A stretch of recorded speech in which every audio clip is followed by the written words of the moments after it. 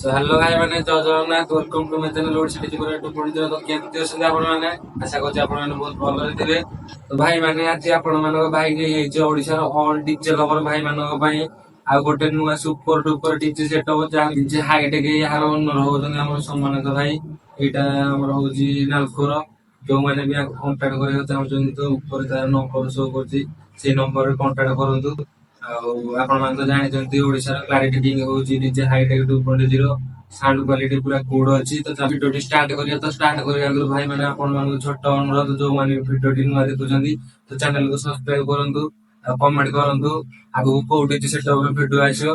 तो चलो video start करिया।